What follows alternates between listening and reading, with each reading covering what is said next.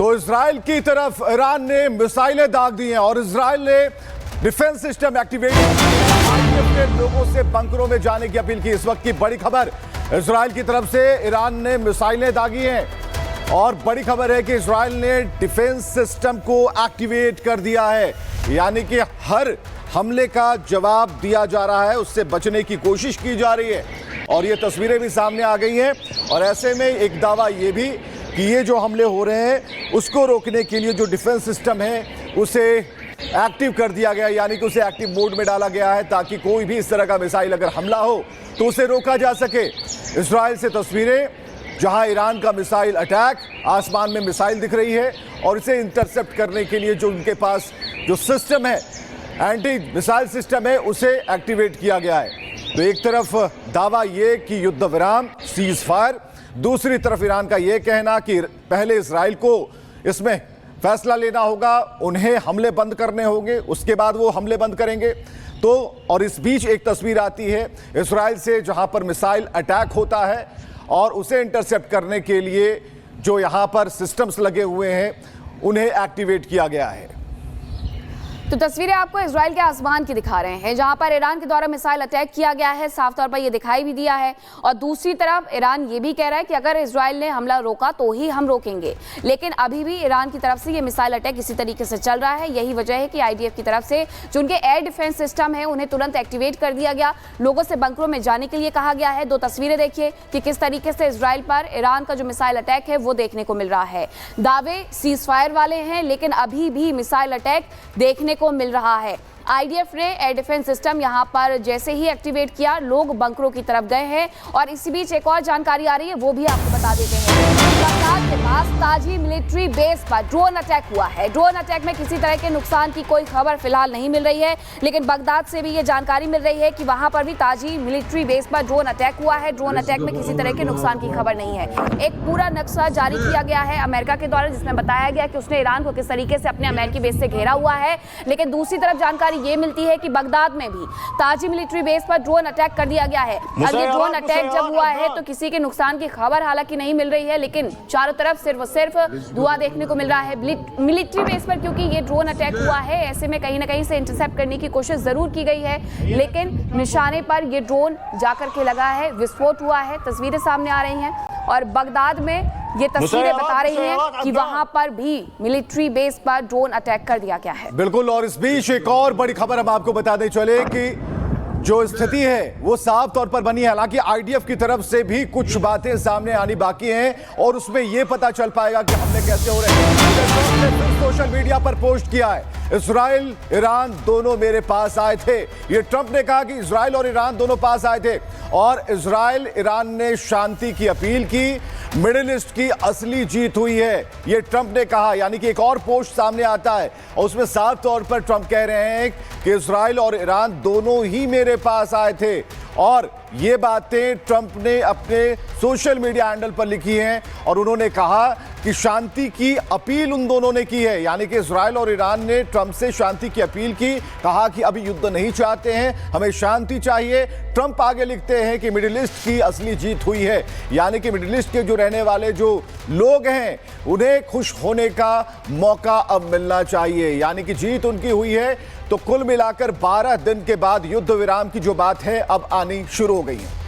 और इसी बीच आपको बता दें कि ईरान की तरफ से बताया गया कि 19 बैलिस्टिक मिसाइलों से कतर में हमला किया गया था। एक मिसाइल जमीन पर हिट किया है। कतर ने यह भी बताया कि मिसाइल हिट होने से कोई नुकसान नहीं हुआ है, बाकी मिसाइलों को हवा में ही रोक दिया गया है। ये वो जगह है जहां पर यूएस के एयरबेस हैं, वहां पर यह हमला किया गया था। लेकिन ये बड़ा बयान जारी किया गया है कि एक मिसाइल ने जमीन पर हिट किया। अब ये मिसाइलों की संख्या जरा देखिए, आसमान में आपको ऐसे नजर आएगा कि सिर्फ और सिर्फ रॉकेट हैं, लगभग 10 गिन सकते हैं। और इसके अलावा भी कई ऐसे मिसाइल हैं जो कि आसमान में दिख रहे हैं। और ये कतर की तरफ से अब बड़ा बयान जारी किया गया है कि 19 मिसाइलों को हमने भेजा था, लेकिन आसमान में भी हम देख पा रहे हैं कि जो मिसाइल हैं वो दूर से ही नजर आने लगती हैं। हालांकि ये बयान जारी करके बता दिया गया है कि बहुत ज्यादा नुकसान वहां पर नहीं हुआ है। बिल्कुल। और ये तस्वीरें बता रही हैं कि आसमान में जो छोटी छोटी लाइटें आपको दिखाई दे रही हैं वो मिसाइल्स हैं और एक दो नहीं, उनके नंबर्स भी गिनकर रिपब्लिक भारत आपको बता रहा, तकरीबन 10 से ज्यादा 19 मिसाइलें ऐसी हैं जो हवा में नजर आ रही हैं। तो इस वक्त ईरान ने कई मिसाइलें दागी। आईडीएफ ये दावा कर रहा है आसमान में मिसाइलें दिख रही हैं, यानी कि दावों की पुष्टि हो रही है। और बड़ी खबर है कि परमाणु बम बनाने के बेहद करीब था ईरान। ये जेडी वेंस उपराष्ट्रपति अमेरिका के कह रहे हैं कि बहुत ही करीब था परमाणु बम बनाने के ईरान। और आगे कहते हैं कि हमारी स्ट्राइक से ईरान की परमाणु क्षमता खत्म हो गई, यानी कि यूएस ने जो स्ट्राइक की, B-2 बॉम्बर्स का प्रयोग किया, उससे उनकी क्षमता खत्म हुई। ईरान के खिलाफ अमेरिका को बड़ी कामयाबी मिली है। जेडी वेंस ने इस बात की पुष्टि की है। उन्होंने कहा कि एक बड़ा ऑपरेशन को अंजाम हम लोगों ने दिया और B-2 बॉम्बर्स ने जो सफलता पाई है, उसके बाद परमाणु बम बनाने के जो बेहद करीब था ईरान, उसके मंसूबे यहां पर धराशायी होते हैं। हमारी स्ट्राइक से ईरान की परमाणु क्षमता खत्म हो गई, ये जेडी वेंस का कहना है। क्योंकि कतर में ये हमला हुआ, मिसाइल अटैक हुआ है, जिसके बाद बताया जा रहा है कि कतर में मौजूद सभी भारतीय सुरक्षित हैं। भारतीय दूतावास की तरफ से ये जानकारी दी गई है। बहुत सारे भारतीय हैं जो कि कतर में रहते हैं। अब उनकी सुरक्षा को लेकर के अपनों के मन में कहीं ना कहीं सवाल थे, जिसे भारतीय दूतावास की तरफ से स्पष्ट किया गया है कि कतर में मौजूद सभी भारतीय पूरी तरीके से सुरक्षित हैं। भारतीय दूतावास के हवाले से ये जानकारी मिल रही है, उनकी तरफ से ये बयान जारी किया गया है कि कतर में मौजूद जो भी भारतीय हैं वो सभी सुरक्षित हैं। आपको बता दें कि इसके पहले रात को जिस तरीके से तस्वीरें सामने आई थी, उसने कहीं ना कहीं सबको चौंका दिया था, दहला दिया था कि क्या कतर पर हमला कर दिया गया है। लेकिन यह हमला कतर पर नहीं बल्कि अमेरिकी बेस पर था, सैन्य बेस पर था। 19 मिसाइलें वहां पर दागी गई थी। अब ऐसे में जो भारतीय वहां पर रह रहे हैं या अलग देश के रह रहे हैं, उन्हें बस इस बात का फिक्र हो रही है, इस बात की कि उनके अपने वहां पर सुरक्षित हैं या नहीं। यही वजह है कि भारतीय दूतावास ने इसे स्पष्ट किया है कि कतर में मौजूद सभी भारतीय सुरक्षित हैं, उन्हें किसी भी तरीके का कोई नुकसान नहीं पहुंचा है। हालांकि वहां पर जो अमेरिकी बेस है उसे जरूर हिट किया गया था,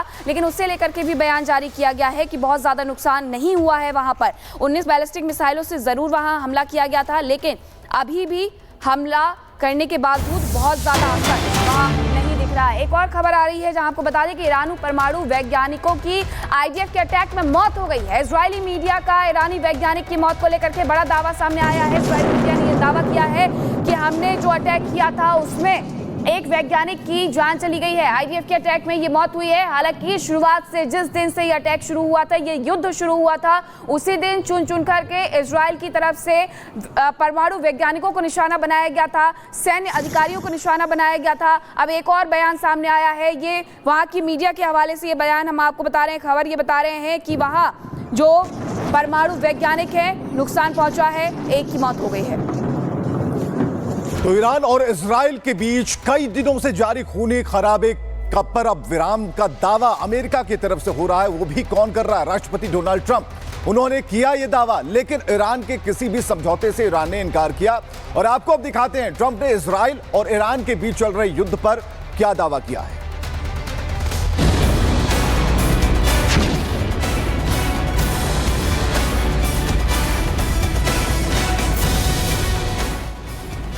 12 दिनों से जारी तकरार, अब ट्रंप ने कराया सीज फायर। बीते कुछ हफ्तों में ईरान और इजराइल के बीच मिसाइलें बरस रही थी। रिहायशी इलाकों में तबाही मची, सैन्य ठिकाने नष्ट हुए और सैकड़ों लोगों की जान चली गई। लेकिन अचानक हालात पलटे। अमेरिकी राष्ट्रपति डोनाल्ड ट्रंप ने दोनों देशों के बीच युद्ध विराम की घोषणा कर दी। ट्रंप ने सोशल मीडिया पर यह जानकारी साझा की। ट्रंप ने लिखा, सभी को बधाई, इस बात पर इजराइल और ईरान के बीच पूरी तरह से सहमति बन गई है कि 12 घंटे के लिए पूर्ण और संपूर्ण युद्ध विराम होगा। अब से लगभग 6 घंटे बाद जब इजराइल और ईरान अपने अंतिम मिशनों को पूरा कर लेंगे, जिसके बाद युद्ध को समाप्त माना जाएगा। सूत्र बताते हैं कि इस सीज फायर डील के पीछे अमेरिका की सीधी भूमिका रही। वाशिंगटन ने बैक चैनल डिप्लोमेसी के जरिए दोनों देशों पर दबाव बनाया। सूत्रों के मुताबिक अमेरिका ने इजराइल को सैन्य सहायता सीमित करने की चेतावनी दी और ईरान पर प्रतिबंधों में नरमी का संकेत दिया, बशर्ते वो पीछे हटे। साथ ही ओमान, कतर और स्विट्जरलैंड जैसे देशों की मदद से कूटनीतिक चैनल सक्रिय किए गए। विशेषज्ञों का मानना है कि अमेरिका के लिए यह सीज फायर जरूरी था। एक तो मध्य पूर्व में तेल की सप्लाई बचाने के लिए और दूसरा आगामी राष्ट्रपति चुनाव में विदेश नीतियों की आलोचना से बचने के लिए। ये सीज फायर सिर्फ युद्ध बंद होने की खबर नहीं है, ये अमेरिका की रणनीतिक जीत भी है। उसने दोनों दुश्मनों को टेबल पर लाकर खड़ा कर दिया। ट्रंप अपनी पीठ तो जरूर थपथपा रहे हैं, लेकिन सबसे बड़ा सवाल यही है कि क्या यह सीज फायर टिकेगा और टिकेगा भी तो कितने दिन। हालांकि जानकारों का मानना है कि यह सीज फायर अस्थायी नहीं है, जमीन पर तनाव बरकरार है और एक छोटी चिंगारी भी फिर से जंग भड़का सकती है। फिलहाल राष्ट्रपति ट्रंप का दावा है न तो इजराइल और न ही ईरान ने आधिकारिक तौर पर सीज फायर का ऐलान किया है, लेकिन ट्रंप के दावे और सोशल मीडिया पर उनके पोस्ट को गलत भी नहीं बताया जा सकता। तो फिलहाल गोलियां रुकी हैं, लेकिन दिलों में जंग बाकी है और जब तक दोनों देशों के बीच भरोसे की दीवार नहीं बनेगी, तब तक अमेरिका की मध्यस्थता भी सिर्फ एक अस्थायी ब्रेक मानी जाएगी। Bureau report, Republic Bharat.